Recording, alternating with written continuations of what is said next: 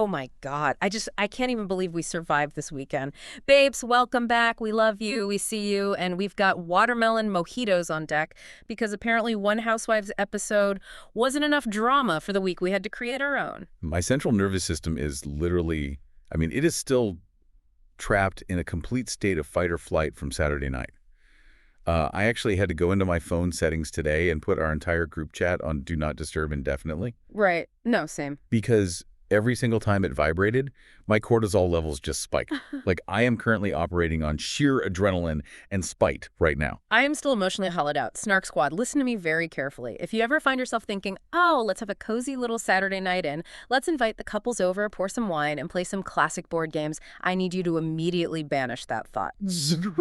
Run away. Flee the state. Yes. Call a priest, call an exorcist, because we invited our closest, most cherished friends over, like people we have known for over a decade, people who stood next to us at the altar. People we trusted with our actual lives, you know? Exactly. And we played Monopoly, we played Uno, and somehow by midnight, there was actual ruinous, potentially irreversible psychological warfare happening right in my living room. It ceased being a game night at approximately, I'd say 9:45 p.m., It just became a high-stakes sociological experiment. It really did. We really need to break down the mechanics of what went wrong, because the Udo incident requires a forensic analysis.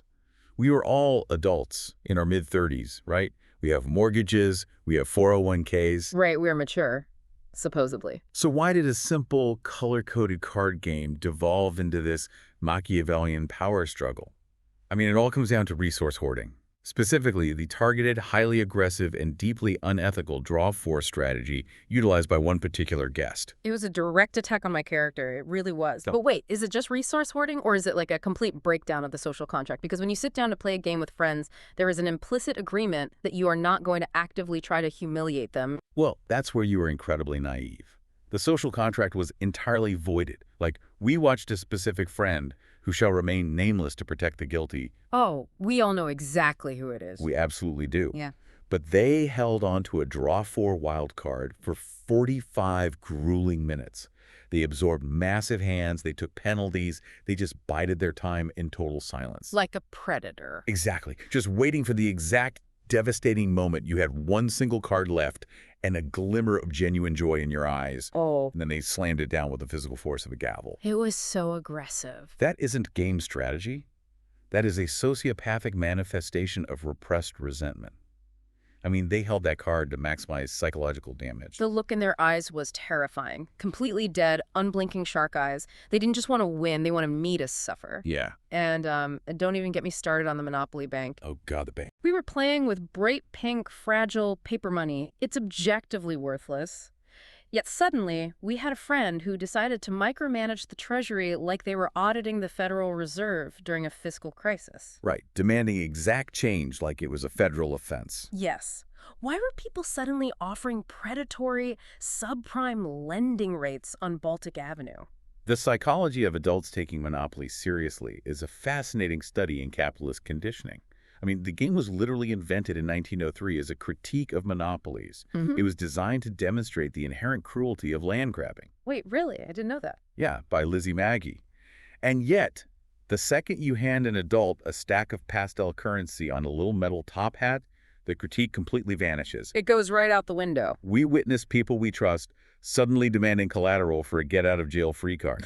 It just makes you realize that modern civilization is a very thin veneer over this feral need to own imaginary real estate.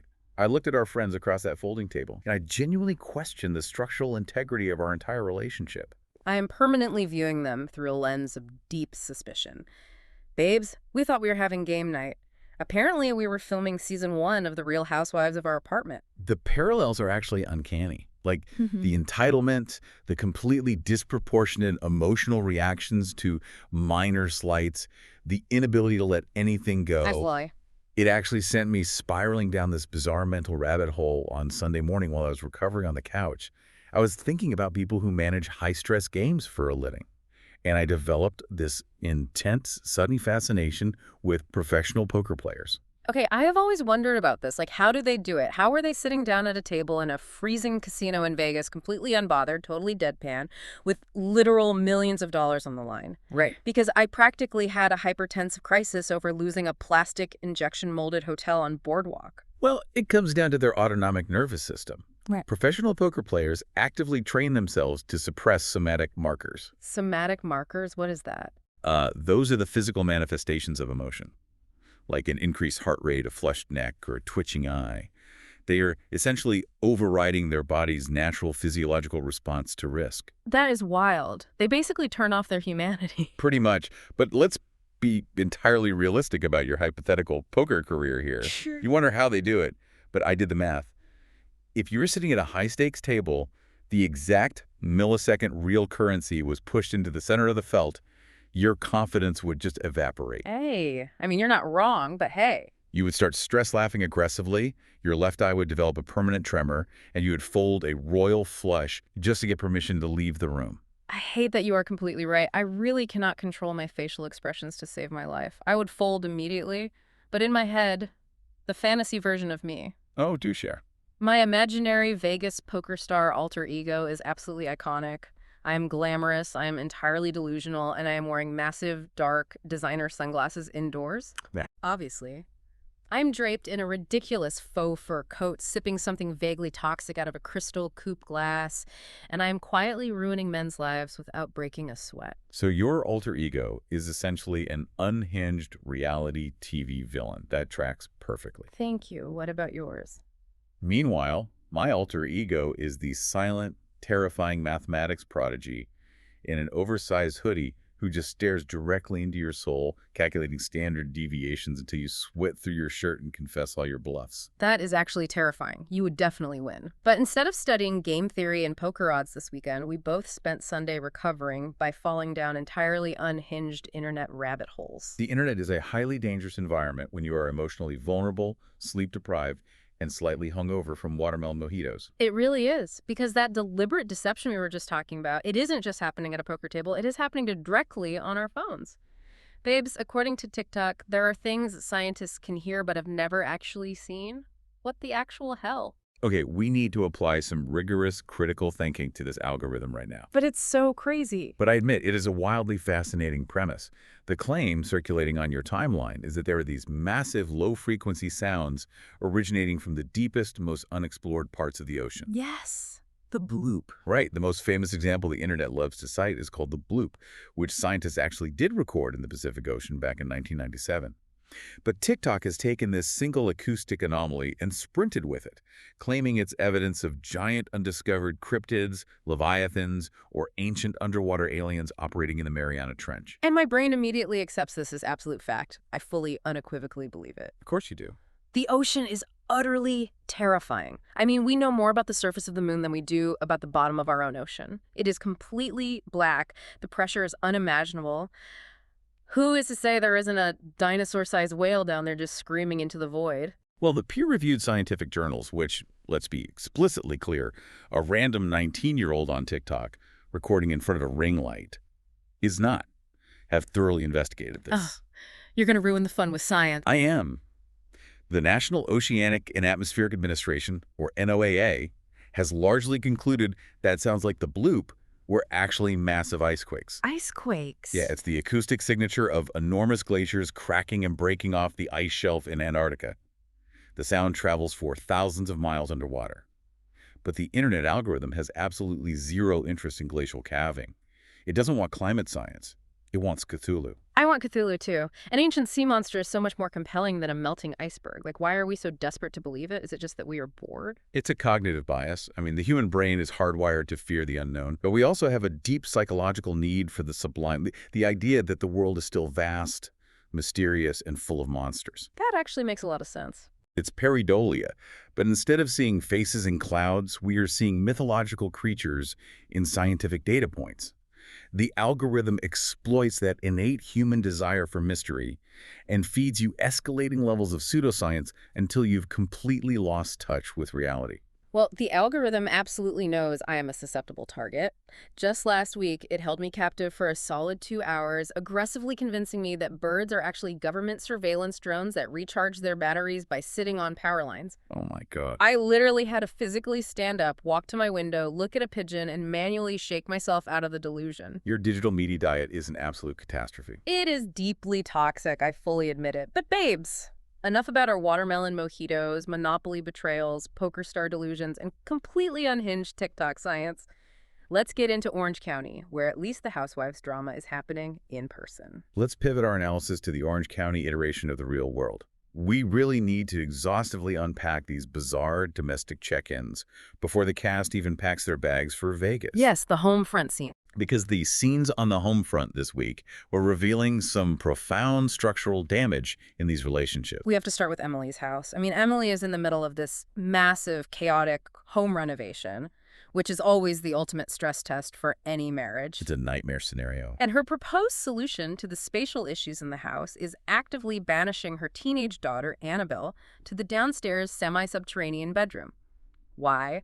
Because her 11-year-old twin boys, Luke and Keller, are absolute unchecked menaces upstairs. They are out of control. They are literally unclugging each other's Minecraft computers mid-game and physically punching each other in the back of the head.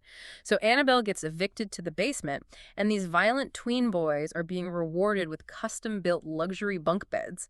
I was just horrified on Annabelle's behalf. It is a fascinating and somewhat tragic display of architectural problem-solving acting as a substitute for actual parenting. Yes. That is exactly what it is. Yeah. Instead of addressing the underlying behavioral issues of the twins, the physical aggression, the boundary-crossing Emily and Shane are just permanently altering the layout of the house to accommodate the chaos. It's the spatial manifestation of a parenting failure. It totally is. And then we have to examine Shane's role in this. Because Shane is completely, utterly, emotionally blunted to everything happening around He's us. like a ghost in his own house. Emily explicitly admits on camera that their marriage is highly contentious right now. She even had a severe accident, falling off an e-bike and tearing up her knee, and Shane is just existing as a background extra in his own life. But is Shane exhibiting clinical emotional blunting, or is he just fundamentally lazy and refusing to participate in the domestic labor? Because from where I'm sitting, it looks like weaponized incompetence. Like he is deliberately doing nothing so he won't be asked to manage the twins. I think it's deeper than just weaponized incompetence. If you trace Shane's psychological profile back through his origin stories in earlier seasons, he has a textbook avoidant attachment style. Okay, unpacking the attachment theory. Yeah, whenever the emotional temperature in the room rises, or the stress of the environment increases, like a massive, dusty home renovation combined with an injured spouse, his defense mechanism is to completely shut down. He just powers off. Watching Shane parent during this renovation is exactly like watching a sim character whose action cue has been abruptly canceled by the player. Oh my God. He is just standing in the kitchen, staring blankly at a cabinet, waiting for a command prompt, while the metaphorical kitchen burns down behind them. That is the most accurate description of Shane I have ever heard in my life. He is a canceled sim waiting for a new task. But if we think Emily's architectural avoidance strategy is stressful, we have to talk about Carmela. With Carmela. Snark Squad, Carmela dropped so much heavy lore this week that I literally had to rewind the footage. The exposition dump from Carmela in this single episode was staggering. First, she gives us this major medical reveal. She casually drops into conversation that she was diagnosed with late-onset adult diabetes at the age of 30 specs, and she is just sitting at a fine dining table, very casually injecting insulin. Which, honestly, I have to applaud. Like, good for her for the visibility. Normalize managing your chronic illness and injecting your insulin at a fancy dinner without hiding in a bathroom stall. Absolutely. But the medical reveal wasn't even the biggest bombshell of the meal. The real bombshell is about her contractor boyfriend, Danny. We find out that Danny cheated on her 4 years ago. And the timing is the most devastating part. He cheated on her right after her ex-husband blew up her life by cheating on her on Christmas Eve. The compound psychological trauma of that timeline is incredibly dark. I mean, to experience a catastrophic betrayal from your spouse, to finally attempt to rebuild trust with a new partner, only to have that new partner immediately replicate the exact same trauma. It's sickening. That creates a profound sense of cognitive dissonance. I am so angry on her behalf. Once a cheater, always a cheater. And Danny has the absolute audacity to sit there on camera and be visibly frustrated that she won't just get over it. He was so annoyed. Carmela literally looks at him and says, "I'll get through it, but I'll never get over it." And she points out that he is still actively lying to her about stupid, meaningless things. She asks him if he stopped to buy milk. He looks her in the eye and says yes, and then there is absolutely no milk. The dairy deception. If he's lying about dairy products, what is the actual mechanism in his brain? Is he just a pathological liar? What we are witnessing with Carmela staying in this relationship is a textbook example of the sunk cost fallacy. Oh, the sunk cost fallacy. Explain that for the Snark Squad. So in behavioral economics, established by psychologists like Kahneman and Tversky, the sunk cost fallacy is our tendency to follow through on an endeavor simply because we have already invested time, effort, or emotional capital into it, regardless of whether the current costs outweigh the future benefits. Right, she's 4 years in. Exactly. Carmela has invested 4 years into Danny. He was supposed to be her safe harbor after the wreckage of her divorce. Her brain is fighting against the reality that her safe harbor is structurally unsound. And regarding the milk, if a man is entirely comfortable looking you in the eye and lying about a carton of milk, he's comfortable lying about his location, his finances, and his fidelity. Boom. It shows a fundamental baseline lack of respect for shared reality. Exactly. A lie about milk is never just about milk. It's a litmus test for his capacity to deceive without guilt. But let me challenge you on this. Put yourself in Carmela's shoes for a second. Okay. If you were with a guy and he cheated early on, but now he does nice things for you, which is Danny's entire flimsy defense, like, I do nice things for you, why are you still mad? Could you successfully separate those nice acts from the history of betrayal? Or is the well permanently poisoned? The well isn't just poisoned, it is irradiated, capped with lead, and sealed with concrete. You cannot compartmentalize a betrayal of that magnitude, particularly when the offending party feels entitled to your forgiveness on an accelerated timeline. Right. The audacity of him rushing her. The fact that Danny is rushing her healing process and minimizing her lingering pain tells you everything you need to know about his absolute lack of genuine empathetic remorse. He isn't sorry he hurt her. He's annoyed that her pain is currently inconveniencing him. Preach. Pack your bags, Carmela, and leave the lying milkman behind. Go be fabulous and single. And speaking of fabulous women, completely detached from reality, we have to analyze the absolute lunch of legends. Oh, this lunch was spectacular. Heather decides to bring her 84-year-old mother, Carol, to lunch with Vicky and Shannon. Carol is a mesmerizing television presence. I mean, truly. I am fundamentally obsessed with Carol. The sheer, unadulterated main character energy radiating off this woman is blinding. She sits down at the table and immediately claims that back in her day she was, quote, too attractive to be a doctor. It's incredible. She tells them she didn't want to selfishly take a man's spot in medical school, and then she casually drops that she actually wore the first ever Chanel doctor's jacket. Of course she did. And while she is spinning this narrative, Shannon is violently hacking up a lung across the table, and Carol just looks at her and genuinely prescribes a shot of tequila to cure the respiratory infection. Carol is operating on a level of generational, histrionic myth-making that is truly aspirational.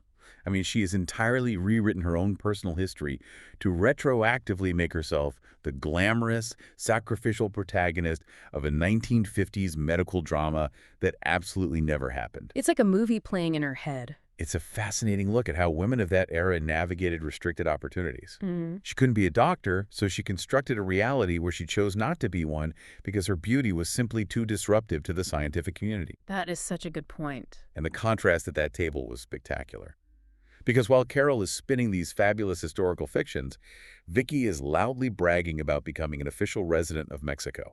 Oh my God, Vicky entering her Puerto Vallarta era. Yes, but the sheer geographical and cultural ignorance she displayed is astounding. Mm-hmm. Vicky has been vacationing in Puerto Vallarta for 30 years. 3 complete decades. 30 years. And she happily, proudly admits to the table that her entire Spanish vocabulary consists solely of asking, "Where's the boss?" I can't. I literally can't. It is the absolute peak of entitled American expat behavior. It's linguistic isolationism. She desperately needs to download Duolingo and learn a single verb conjugation. She really does. Like, how do you buy property in a country and not know how to order water?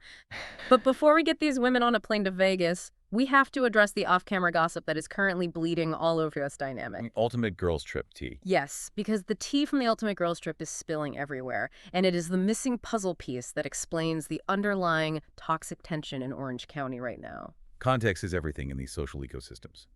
What is happening off-screen is currently dictating the on-screen behavior. Okay, so first of all, Kyle Richards just went on a press tour and revealed that while filming Ultimate Girls Trip, Vicky was injecting her peptides totally wrong. Naturally. She apparently forgot to actually put the needle into the liquid vial to draw up the medication, and she was just blindly injecting pure air into her stomach fat for days. Let's actually break down the medical implications of that because it's horrifying.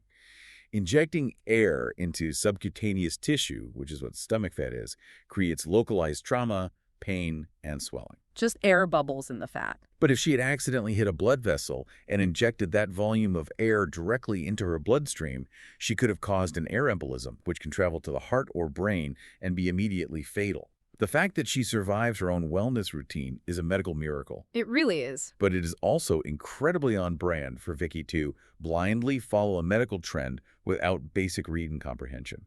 I was physically screaming when I read that. Injecting empty air into your body fat for anti-aging. But the darker, more consequential tea is about Shannon and Tamra. This is where it gets heavy. The word on the street is that during the filming of that same Ultimate Girls Trip, Tamra hit Shannon so viciously below the belt, allegedly calling her a broke drunk who was incapable of keeping a man, that Shannon had a complete psychological break. She literally ripped off her microphone, walked off the production set, and voluntarily gave up her entire paycheck for the show just to escape Tamra. And if we map this psychological warfare onto the bigger picture, it completely reframes the power dynamics we are witnessing right now on OC. It changes everything. Tamra's cruelty toward Shannon isn't just random, chaotic reality TV pot-stirring. It stems from a profound narcissistic injury and deep lingering resentment. You have to remember the history. When Tamra was previously fired from Orange County, Shannon completely ghosted her. She totally dropped her. Tamra felt abandoned and irrelevant when she lost her status, and Shannon didn't throw her a lifeline. Now that they're both back on the chessboard, Tamra is exacting a slow, punishing, incredibly calculated revenge. She wants Shannon to feel as isolated and worthless as Tamra felt when she was fired. It is incredibly dark, and you can see it in Shannon's eyes. She knows she's completely isolated. She has no authentic allies left, which perfectly explains why her energy is so frantic and paranoid. But anyway, let's pack our bags, leave the air injections behind, and head to the desert. The ladies are going to Nevada. Let the geographical change of scenery catalyze the chaos. So Jen Pedrondi is organizing this Vegas trip. It's her first time taking the reins as a host, and the pressure is on. Carmela is absolutely terrified of flying, which is a highly relatable phobia, but she manages to leave her kids in San Diego and brave the 45-minute commuter flight. Barely.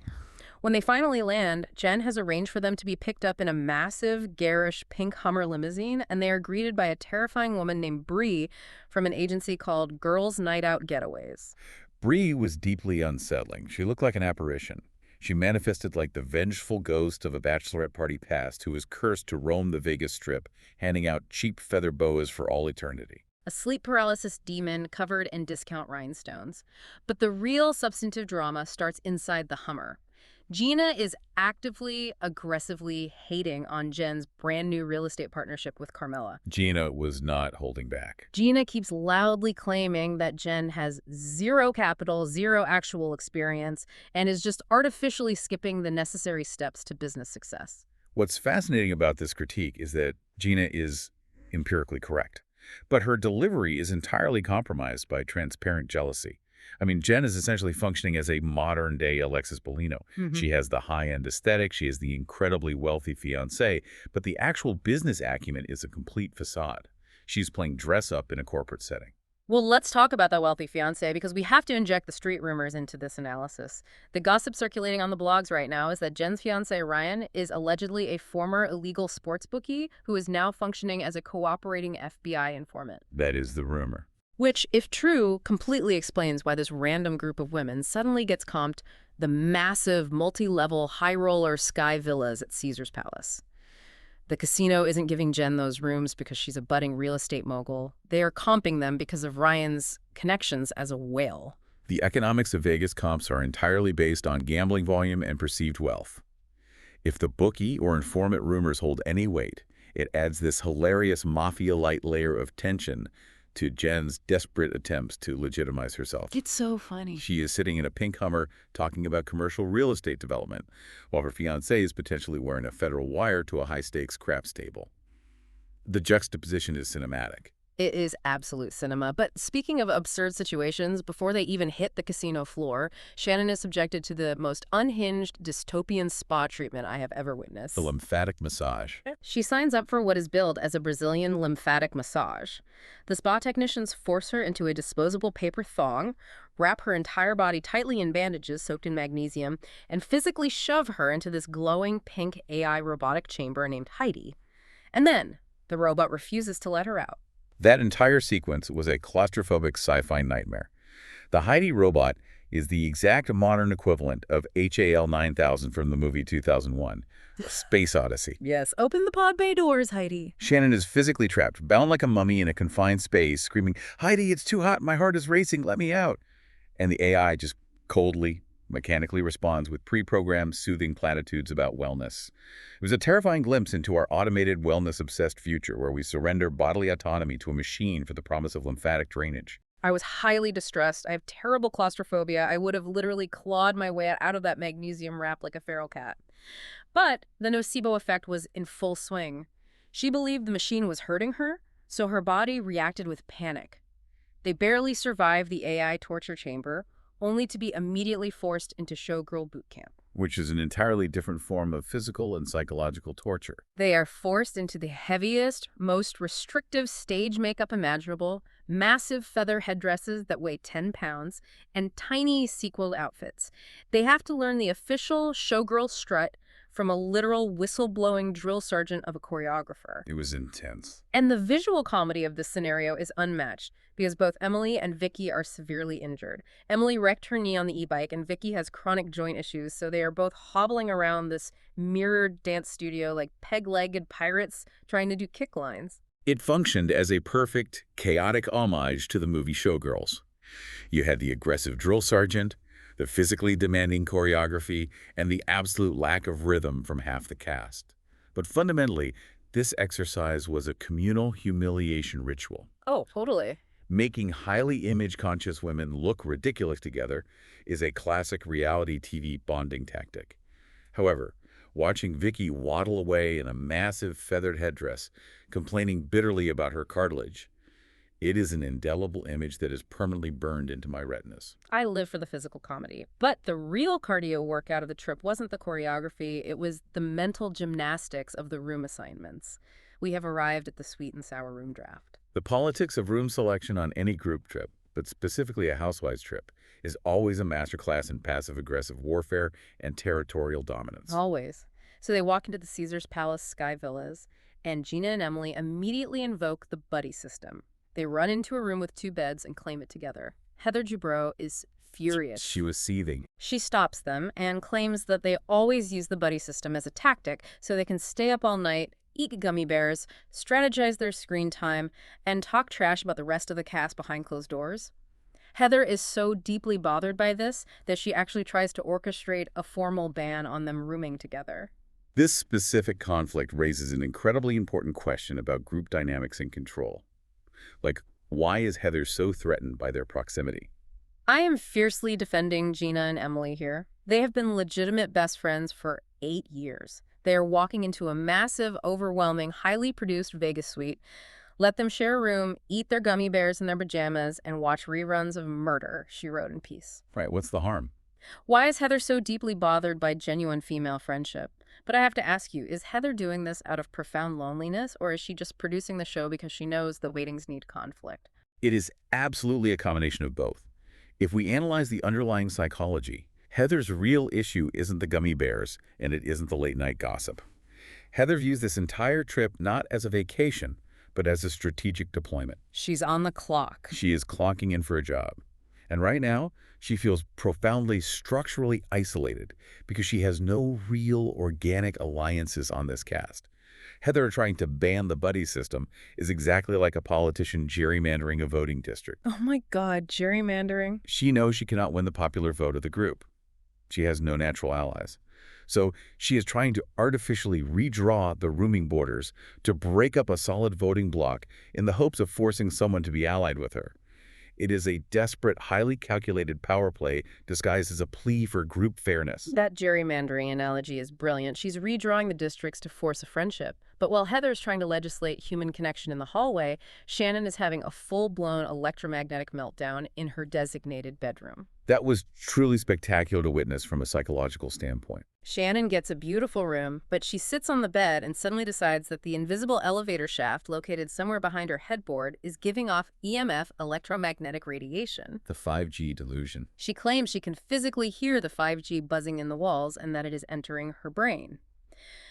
The production team, being the shady, brilliant documentarians they are, immediately flash a graphic and play the raw audio to show the audience that the room is completely, entirely dead silent. There is zero noise. Absolute silence. But Shannon puts on her invisible tinfoil hat, marches out, and demands that Heather switch rooms with her to save her from the radiation. Let's actually talk about the science of EMFs for a second. Electromagnetic fields are everywhere. They're produced by our phones, our microwaves, our Wi-Fi routers. But these are non-ionizing forms of radiation. They do not carry enough energy to break chemical bonds or cause cellular damage like an X-ray would. Right, it's not a nuclear reactor. Shannon's reaction is a classic presentation of somatic symptom disorder combined with the nocebo effect.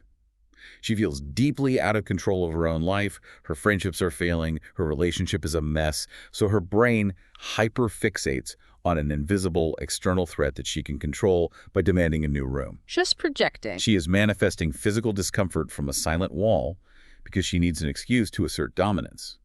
And Heather, in a very rare moment of highly relatable boundary setting, refuses to switch rooms solely on the grounds that she has already taken her shoes off, which is an entirely valid legal defense. So valid. It is the universal law of travel. Once the shoes are off, the room is yours. You are legally domiciled. So because Heather refuses, Shannon just keeps complaining, raising her voice and pacing the suite until Jen, the actual host of the trip, just completely caves. She just folded. Jen gives up the massive, luxurious master suite just to shut Shannon up, and the sheer, unmitigated entitlement of Shannon Bedore. She physically walks into Jen's master suite, swirls the ice in her Kettle One vodka soda, plops down on the bed, and doesn't even offer a single syllable of a thank you. The behavioral economics of that exchange are fascinating. I have a question for you. If you organized and hosted an incredibly expensive destination trip, and a guest claimed your luxury hotel walls were radiating lethal 5G signals into their frontal lobe, do you surrender your master suite to placate them? Or do you tell them to go sleep in the marble bathtub? Are you kidding me? I look them dead in the eye, I tell them to wrap their skull in aluminum foil, and I tell them to sleep out in the carpeted casino hallway. Exactly. I am absolutely not giving up my master suite because you think the Caesar's Palace elevator is stealing your private thoughts. The coddling of Shannon Bedore has gone entirely too far. It's like a medieval peasant blaming a bad crop harvest on a witch. She just needs something to blame for her misery. It's an interesting group dynamic, though. The rest of the women tolerate her delusions because they have run the subconscious cost-benefit analysis. The math of Shannon. Yeah, the alternative to giving her the room is managing a multi-day, high-decibel Shannon tantrum, which is significantly more exhausting than just sleeping in a smaller bed. So they effectively reward her bad behavior with the best real estate, ensuring she will do it again. Which brings us to the climax of the evening. They finally leave the hotel and go out for a highly anticipated meal. They go to a restaurant literally called Caramella, which is exactly one letter off from our new girl, Carmella's name. The cross-promotional synergy is so blatant it's almost insulting to the viewer's intelligence. Exactly. So they are seated at dinner in Caramella. Emily proudly brings the $2,700 Christian Dior bag that Carmella generously bought her for her birthday. The conversation inevitably turns to the missing vibrators from last week's episode. Of course it does. Carmella starts to explain the lore that her superstitious housekeeper found them, thought they were cursed or carried bad energy, and threw them away. But before Carmella can even finish her own story, Shannon jumps in and starts loudly answering for her, explaining the housekeeper's motivations. And Gina absolutely snaps. She went off. Gina viciously attacks Shannon across the table for constantly speaking for the new girl and treating Carmella like a voiceless ventriloquist dummy. Let's deeply unpack Gina's motivation in this specific moment. Yeah. Is she actually genuinely concerned about Carmela finding her voice and asserting her autonomy. I absolutely do not think so. I actually feel terrible for Carmela in this scene. She's brand new. She's just trying to find her footing in this highly aggressive social group, and she's being used as an inanimate prop in this weird proxy tug of war between Gina and Shannon. You're exactly right. It's a proxy war. Gina is not operating as some noble advocate for women's empowerment. Gina is fiercely, deeply experiencing class anxiety and jealousy over Carmela's extreme wealth. Yes, it's the Dior bag. Specifically manifested by the fact that Carmela bought Emily Gina's best friend that $2,700 bag. Gina is exhibiting resource guarding. She feels structurally threatened by the shiny, new, rich girl encroaching on her primary alliance. She's marking her territory. So she uses the Shannon is speaking for her angle as a socially acceptable, morally superior excuse to lash out, assert dominance, and control the narrative at the table. She isn't defending Carmela. She is attacking Shannon to mark her territory. Yes, it is entirely 100% about the Dior bag. It always comes back to the luxury goods. But the real undisputed main event at this dinner is the absolute surgical takedown of Heather Dubrow. A masterclass in deflection. Gina finally pivots her crosshairs away from Shannon and turns them directly onto Heather. Gina confronts her about her controlling, gerrymandering behavior regarding the rooming situation earlier. Gina tells her loud and clear across a crowded restaurant to stop micromanaging adult women, and Emily immediately chimes in, backing Gina up completely. And while we analyze the dialogue, we absolutely have to highlight the visual component of this confrontation, because it fundamentally altered the tone of the argument. I was crying laughing. I literally had to pause the television to catch my breath. It was incredible. Gina is delivering this furious, impassioned, highly aggressive dressing down to Heather Dubrow, who is arguably one of the wealthiest and most poised women on the Bravo network. And the entire time Gina is yelling, she has a rogue, curly pink shrimp tail completely tangled in her bangs, It was dangling there. bouncing against her forehead with every syllable she speaks. The shrimp tail perfectly undercuts the gravitas of the argument. You cannot effectively deliver a Shakespearean monologue about personal boundaries and respect when you look like you have just been in a physical altercation with the seafood tower. It completely shatters the illusion of authority. A physical altercation with a seafood tower. I am deceased. But here is where the psychology gets really interesting. Heather Dubrow, who historically will fight to the absolute death over the most minor perceived slight, folds immediately. She didn't even push back. She doesn't argue. She just puts her hands up in the air, nods, and says, boundaries understood, I won't do it again. But then the editors cut to her confessional, where she is secretly, bitterly stewing, claiming she bravely took the bullet for the group and said what everyone else was thinking about the buddy system. Heather's immediate capitulation is incredibly telling. She assessed the threat matrix in a millisecond. She looked at Gina, she looked at Emily, she looked at the rest of a very quiet table, and she realized her gerrymandering power play had completely failed. She was outnumbered. She lacked the numbers. Heather is terrified of becoming the unified primary target of the group. If she had fought back, it would have escalated into 5 against 1. By immediately folding and deploying clinical therapy speak, saying, boundaries understood, she creates an impenetrable shield. Right. You can't fight someone who is agreeing with you. You can't keep yelling at someone who agrees with your boundary. She neutralizes the attack instantly. But her confessional reveals her true bitterness. She resents that no one, not even her supposed allies, stepped in to defend her. Her PR survival instincts kicked in at the table, but her ego was bruised in the confessional. She is furious. But she played it so smart in the moment. Okay, babes, we have unpacked the trauma, we have dissected the shrimp tails, and we have analyzed the EMF radiation. Now it is time to dole out some accolades and look at the evidence on the table. Let's start with our orange of the week. I need your highly opinionated MVP. Without a doubt, the MVP is Carol, Heather's mom. For the pure, unadulterated delusion of claiming she was too attractive to practice medicine, it is a level of self-mythologizing that we should all aspire to achieve in our golden years. Absolutely. Carol is a historical icon. Okay, Wow. who had the best confessional look? I have to give it to Emily. She finally, mercifully, dropped those aggressive, massive fake eyelashes that look like fuzzy caterpillars migrating across her eyelids. She just wore normal, subtle eye makeup, and she looked genuinely chic, soft, and human. It was a massive glow up. Sometimes less is actually more. Best dressed for the episode. Bicky.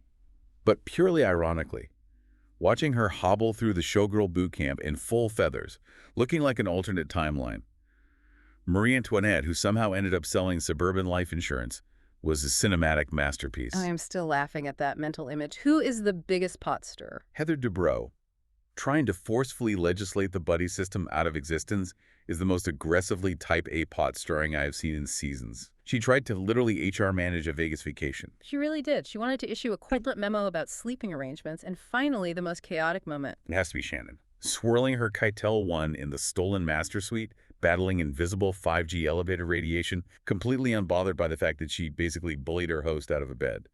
Pure distilled chaos. Incredible. Now let's compare these Housewives conflicts to our own Saturday game night drama, because the parallels are haunting.